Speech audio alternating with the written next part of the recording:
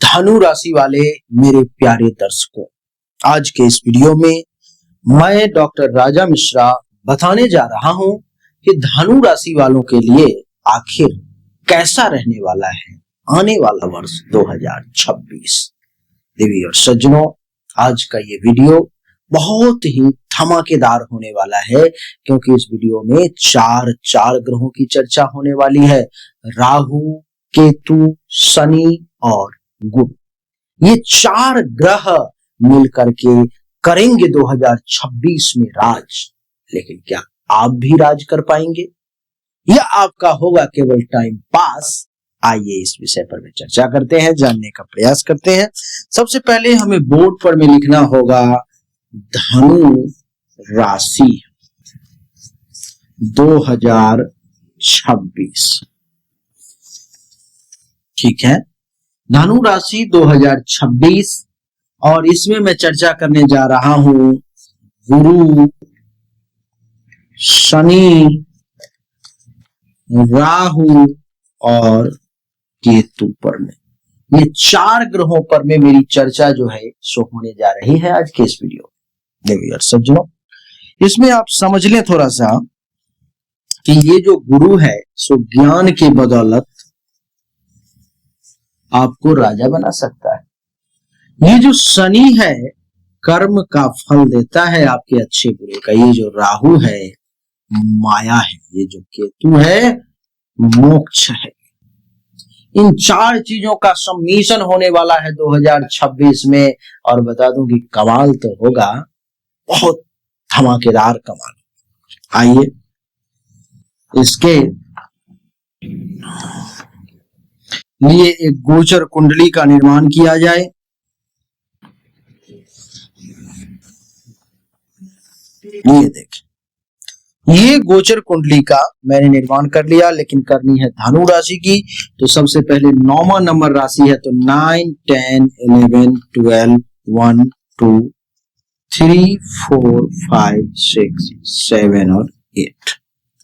ये हमने एक निर्माण कर लिया धनु लग्न धनु राशि की कुंडली। आपकी राशि धनु है, लग्न धनु है, कुछ भी है, आप इस वीडियो को आराम से देख सकते हो। अब बात आती है ग्रहों की कि कौन से ग्रह किस राशि में विराजमान है। तो देवगुरु बृहस्पति आपकी कुंडली के सप्तम भाव में विराजमान यहां पर में होने वाले हैं।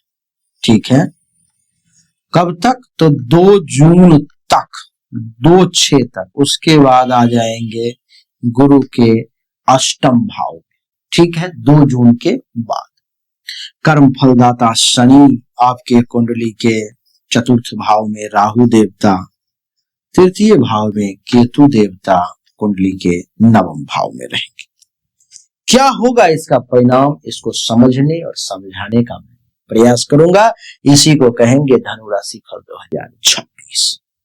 आपको एक और बात बता दूं कि आप में से कोई भी व्यक्ति अगर मुझसे मिल करके पर्सनली जन्म कुंडली दिखाना चाहता है तो उनके लिए हमारा ऑफिस दिल्ली में खुल गया है। सामने दिए गए नंबर पर संपर्क करके आप आकर के मुझसे मिल सकते हो अथवा ऑनलाइन कंसल्टेशन भी ले सकते हो। आइए देवी और सज्जनों, सबसे पहले मैं कौन से ग्रह पर मैं चर्चा करूं, आप बताइए किनके लिए? धनु राशि वालों के लिए वर्ष 2026 के ग्रह गोचर का प्रभाव कमाल का रहने वाला है। जीवन के हर क्षेत्र में, चाहे कैरियर हो, धन हो, परिवार हो, दाम्पत्य जीवन हो, स्वास्थ्य हो, शिक्षा हो और आध्यात्मिकता, इस पर में प्रभाव पड़ने वाला है। धनु राशि वालों, ग्रह की स्थिति तो आपने समझ ही लिया। जो 2 जून तक मिथुन राशि में देवगुरु बृहस्पति रहने वाले हैं, तो देवगुरु बृहस्पति का प्रभाव क्या होगा सप्तम और अष्टम 2 भाव में। सबसे पहले जानते हैं 2 जून 2026 तक की, जब सप्तम भाव में, यहां पर सप्तम भाव विवाह, साझेदारी, व्यापार और सार्वजनिक जीवन का कारक होता है। प्रभाव होगा, विवाह संबंध पर प्रभाव पड़ेंगे, तो अविवाहितों के लिए विवाह योग प्रबल होंगे। वैवाहिक जीवन में आपसी समझ देखने को मिलेगी और ज्यादा समझदारी के साथ आपके संबंध आगे बढ़ेंगे। बिजनेस व्यवसाय का भी भाव है, तो साझेदारी में व्यापार करने वालों को लाभ के अवसर मिलेंगे। नए अनुबंध मिल सकते हैं। प्रतिष्ठा की बात करूं तो समाज में मान सम्मान और जन संपर्क भी बढ़ता हुआ प्रतीत हो रहा है। धन लाभ की बात करूं तो पार्टनरशिप या लाइफ पार्टनर से आर्थिक सहायता या लाभ आपको निश्चित तौर पर मैं मिलता हुआ देख पा रहा हूं। सज्जनों, अगर सावधानी की बात करूं तो अहंकार या गलतफहमी से रिश्तों में दरार आ सकती है। इस दरार को ना संवाद रखें और स्पष्ट रखें, बातों को इधर उधर घुमाएं नहीं। 2 जून 2026 के बाद जब देवगुरु बृहस्पति अष्टम भाव में यहां पर में आ जाएंगे तो क्या होगा? अष्टम भाव में अर्थात कर्क राशि में उच्च के हो जाएंगे।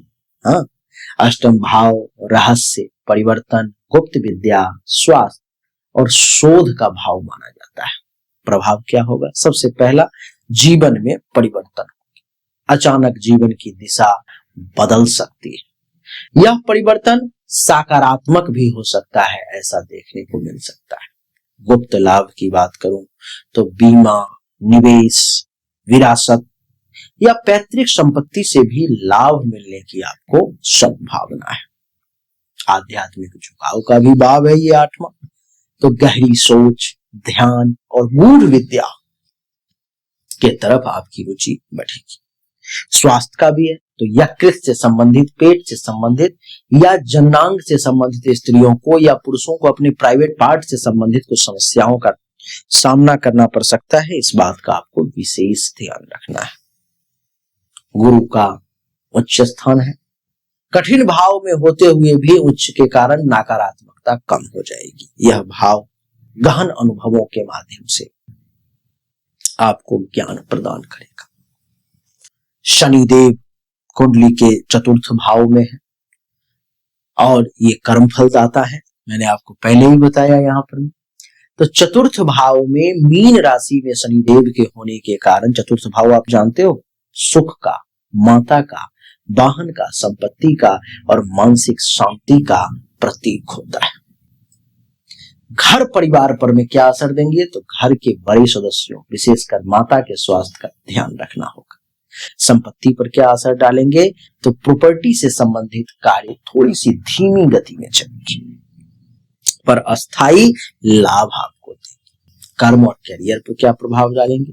तो कार्यस्थल पर में जिम्मेदारियां बढ़ेंगी, परिणाम देर से लेकिन अस्थायी मिलेंगे। मानसिक स्थिति पर क्या प्रभाव डालेंगे? तो कभी कभी मन भारी रह सकता है, ध्यान और अनुशासन से शांति प्राप्ति के योग है। वाहन, नया वाहन खरीदने से पहले सोच समझकर निर्णय लेंगे तो ज्यादा अच्छा रहेगा। देवी और सज्जनों, राहु केतु की अगर बात करूं तो तृतीय भाव में राहु और नवम भाव में केतु है। तृतीय भाव साहस, पराक्रम और संचार के साथ साथ भाई बहन और प्रयासों का भाव है। प्रभाव क्या पड़ेगा? साहस में वृद्धि होगी। राहु यहां आपको बल प्रदान करेगा, आत्मविश्वास बढ़ेगा, नए प्रयास भी आपके सफल होंगे। कम्युनिकेशन के अभिभाव है ये तीसरा, तो मीडिया, सोशल मीडिया, लेखन, यूट्यूब, पब्लिक रिलेशन में चमकने के योग आपके लिए मैं बनता हुआ देख पा रहा हूं। नई दिशा मिलेगी, नए कार्य या क्षेत्र में कदम रखोगे, विदेश संपर्क से भी लाभ। सावधानी क्या बरतनी है? तो अहंकार या जल्दीबाजी से आपको बचना होगा, अन्यथा छोटे मोटे विवाद का सामना करना पड़ सकता है। केतु देवता नवम भाव में है, सिंह राशि। नवम भाव आप जानते हो भाग्य का होता है, धर्म का होता है, गुरु का, विदेश यात्रा का और उच्च ज्ञान का भाव होता है। क्या प्रभाव पड़ेगा? आध्यात्मिकता पर, धर्म और दर्शन में आपकी रुचि बढ़ने वाली है। आत्मचिंतन का ये समय रहेगा। विदेश का भी है, तो विदेश यात्रा के भी योग बनेंगे। आकस्मिक तीर्थ या विदेश यात्रा के योग बन सकते हैं। ज्ञान की अगर बात करूं तो नई शिक्षा या ज्ञान के प्रति गहरा आकर्षण होगा। गुरु संबंध की बात करूं तो गुरु या पिता के साथ विचार में मतभेद हो सकता है, तो इस पर में संयम रखना पड़ेगा। जीवन के अलग अलग क्षेत्रों पर में भी कुछ प्रभाव पड़ेगा, जैसे कैरियर या नौकरी पर मैं करूं तो आपको मैं बता दूं कि तरक्की का योग है। पार्टनरशिप अगर चल रहा है तो उसमें भी लाभ का योग है। दूसरे बता दूं मैं कि आपको बदलाव के योग है, नए प्रोजेक्ट मिलने के योग है। धन संपत्ति के मामले में थोड़ा सा संपत्ति धीमी गति से प्राप्त होगी, लेकिन प्राप्त होगी, अस्थायी प्रगति मिलेगी आपको। बीमा या विरासत से लाभ मिलेगा। विवाह अथवा प्रेम की बात करूं तो जून तक संबंध खूब मजबूत रहेंगे, बाद में गहराई और भावनात्मक समझ बढ़ेगी। परिवार और माता पिता की बात करूं तो माता के स्वास्थ्य का ध्यान रखना पड़ेगा। घर के कार्य धीरे धीरे पूरे होंगे। स्वास्थ्य में आपको खुद पाचन और मानसिक संतुलन का विशेष ध्यान रखना पड़ेगा। योग और ध्यान आपके लिए लाभकारी सिद्ध होगा। विद्यार्थी और शिक्षा के लिए बात करूं तो अध्ययन में गहराई आए, रिसर्च या उच्च शिक्षा के योग बनेंगे। आध्यात्मिकता, आध्यात्मिक ज्ञान, ध्यान, ये सब ज्यादा इस समय में आपके जीवन में बढ़ने वाला है।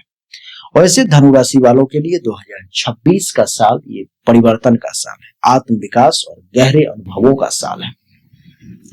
पहले 6 महीने सामाजिक और दाम्पत्य जीवन के लिए बहुत अच्छा है। दूसरे 6 माही में आध्यात्मिक उन्नति तथा गुप्त लाभ के अवसर भी आपको मिलेंगे। शनि धैर्य सिखाएंगे और राहु केतु नई दिशा दिखाएंगे आपको। इसलिए क्या आप नई दिशा में, नई जगह पर में कदम रखने के लिए तैयार हैं? अगर हाँ तो कमेंट में लिखिए, हाँ गुरुजी, जो रिस्क होगा मैं लूंगी या लूंगा, लेकिन इस साल आगे बढ़ना ही बढ़ना है, ये ग्रह आपके साथ। अच्छा लगा तो वीडियो को लाइक करें, शेयर करें, चैनल को सब्सक्राइब करके इसके बेल आइकन के बटन को दबा दें। राधे राधे, राम राम। हमने अभी तक आपको जो भी जानकारी दी ये 100% सत्य नहीं है। फिर से सुने, 100% सत्य नहीं है। आपने बिल्कुल सही सुना है। ऐसा मैं क्यों कह रहा हूं? क्योंकि अभी तक जो हमने आपको बताया ये एक सामान्य राशि फल है, विशेष नहीं है। विशेष जानकारी, 100% एक्यूरेट जानकारी तो आपको तभी मिल सकती है जब पर्सनली आपके जन्म कुंडली की जांच की जाए, पर्सनली आपके हाथ की रेखा को देखा जाए, तभी तो सिर्फ आपके बारे में सही जानकारी आपको प्राप्त होगी। और जब वो जानकारी प्राप्त होगी तो वो 100% एक्यूरेट होगी।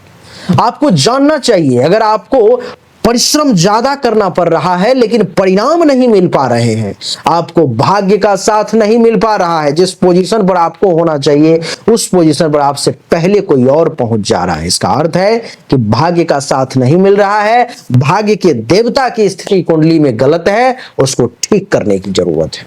दूसरा, अगर आप बहुत परिश्रम कर रहे हो, आमदनी के कई सोर्स को तलाशने की कोशिश कर रहे हो, लेकिन आमदनी बहुत ज्यादा कर नहीं पा रहे हो जितनी इच्छा है, जितनी कोशिश है, तो चेक करने की जरूरत है कि आमदनी के जो देवता हैं उनकी क्या स्थिति है कुंडली में, आखिर आमदनी क्यों नहीं बढ़ पा रही। अगर आप पैसा तो कमा रहे हो लेकिन बचत नहीं कर पा रहे हो, लाख प्रयास करते हो लेकिन फिर भी कितना भी पैसा कमा लो, कितनी भी कोशिश कर लो, बचत नहीं हो पा रहा है, तो आपको चेक करने की जरूरत है कि जन्म कुंडली में जो धन धान्य संपत्ति के बचत की देवता है, जो बैंक बैलेंस के देवता है, उनकी क्या स्थिति है, क्यों ऐसा हो पा रहा है। लेकिन इन सब को चेक करने के लिए पर्सनल आपकी जन्म कुंडली की जांच करनी पड़ेगी, तभी जाकर के वो पता लग पाएगा। देवी और सज्जनों, चाहे कोई बीमारी है जो आपको बहुत परेशान कर रहा है, बहुत परेशान कर रहा है, आप ठीक नहीं हो पा रहे हो, चाहे आपका विवाह नहीं हो रहा, वैवाहिक जीवन में अथवा परेशानी आ रही है, मामला तलाक तक पहुंच गया है या विवाह हो ही नहीं पा रहा है, जिस काम को करने की कोशिश कर रहे हो हर काम में रुकावट आ रहा है, जमीन मकान गाड़ी चाह रहे हो लेकिन हो नहीं पा रहा है, तो इन सभी शंकाओं का समाधान जन्म कुंडली देखने के बाद ही मैं आपको दे सकता हूं। उसके लिए सामने दिए गए नंबर पर में अपनी जन्म तारीख, जन्म समय, जन्म स्थान, दोनों हाथ के हथेली का फोटो अवश्य भेजें। जो शुल्क है जमा करें, इंतजार करें, आपको जानकारी अवश्य मिलेगी। अच्छा लगा तो वीडियो को लाइक करें, शेयर करें, चैनल को सब्सक्राइब करके इसके बेल आइकन के बटन को दबा दें। राधे राधे, राम राम।